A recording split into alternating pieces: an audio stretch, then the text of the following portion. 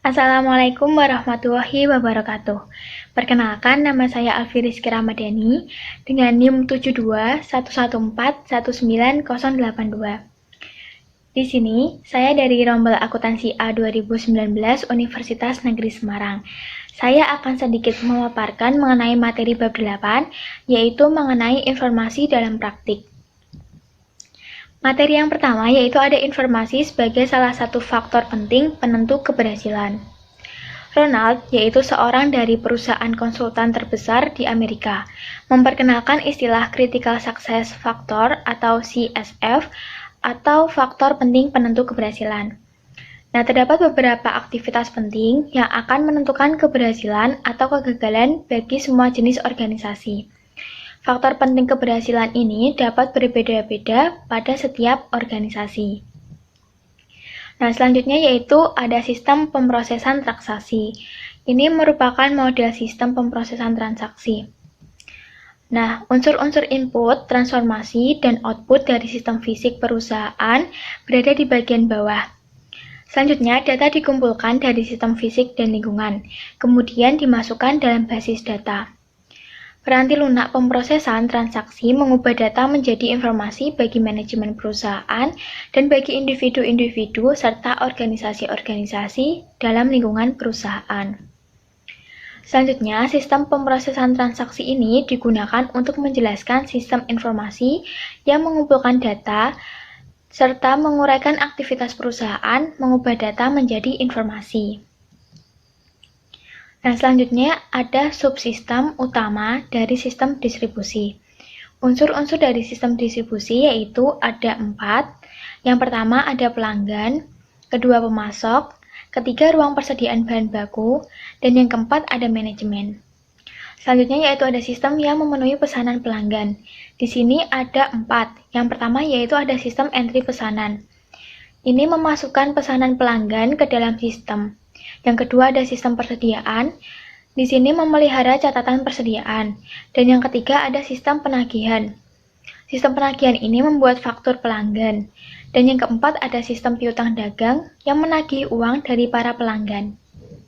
Selanjutnya yaitu ada sistem yang memesan persediaan pengganti. Yang pertama ada sistem pembelian. Sistem pembelian ini menerbitkan pesanan pembelian kepada pemasok untuk persediaan yang dibutuhkan. Yang kedua ada sistem penerimaan. Di sini sistem penerimaan itu menerima persediaan. Dan yang ketiga ada sistem utang dagang yang melakukan pembayaran. Selanjutnya yaitu ada sistem buku besar. Sistem buku besar adalah sistem yang menggabungkan data dengan tujuan untuk menyajikan gambaran keuangan operasi perusahaan secara gabungan. Di sini ada 2 sistem. Yang pertama yaitu ada sistem memperbarui buku besar. Akan membukukan catatan-catatan yang menguraikan berbagai tindakan dan aktivitas ke dalam buku besar. Dan yang kedua ada sistem pembuatan laporan manajemen. Di sini menggunakan isi buku besar untuk membuat neraca dan laporan laba rugi serta laporan lainnya. Selanjutnya yaitu ada sistem informasi organisasi. Sistem informasi pemasaran. Di sini ada subsistem output. Yang pertama subsistem produk, yaitu memberikan informasi mengenai produk-produk perusahaan.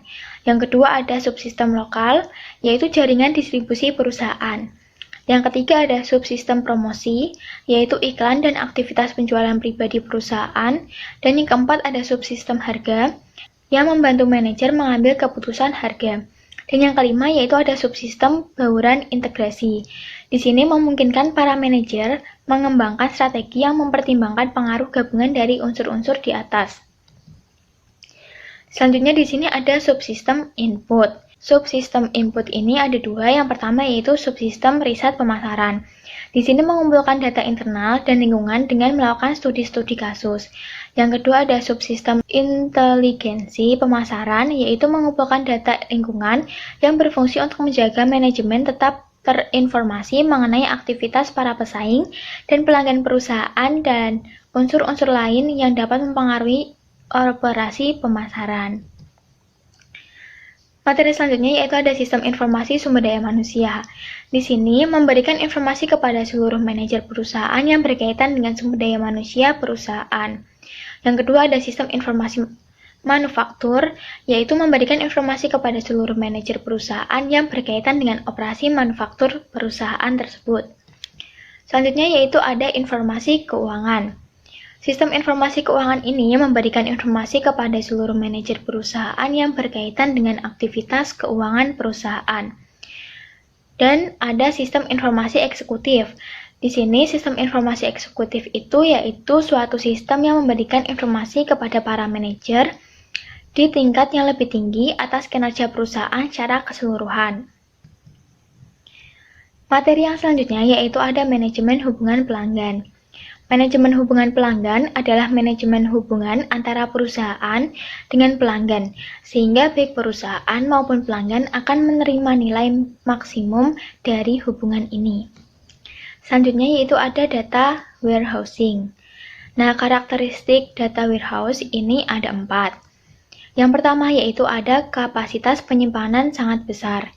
Yang kedua, data diakumulasikan dengan menambahkan catatan-catatan baru.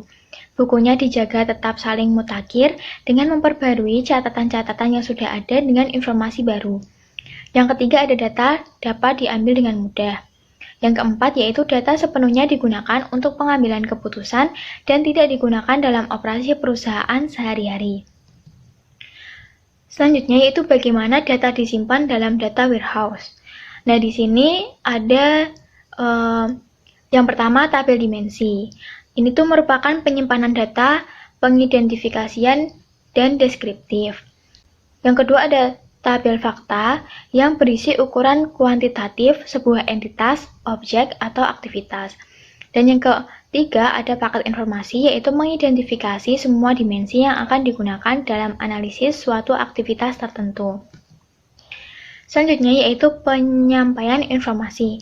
Proses melakukan navigasi melalui tingkatan-tingkatan yaitu sebagai berikut. Yang pertama ada drill down. Melakukan navigasi ke bawah melalui tingkatan-tingkatan rincian. Yang kedua ada roll up, yaitu melakukan navigasi ke atas. Yang ketiga ada drill across, yaitu bergerak dengan cepat dari satu hierarki data ke hierarki selanjutnya.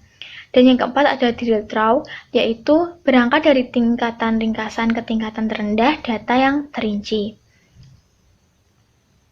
Nah, selanjutnya yaitu kita akan membahas mengenai OLAP. Kemungkinan pengguna berkomunikasi dengan data warehouse melalui GUI ataupun antarmuka web dan dengan cepat memperoleh informasi dalam berbagai jenis format termasuk grafik. Nah, pendekatan OLAP. Di sini ada 2 jenis, yaitu ada rollup dan mollup. Yang pertama adalah rollup. Menggunakan suatu sistem manajemen basis data relasional standar. Yang kedua ada mollup, yaitu menggunakan suatu sistem manajemen basis data khusus multidimensional. Sekian yang dapat saya sampaikan, kurang lebihnya mohon maaf. Wassalamualaikum warahmatullahi wabarakatuh.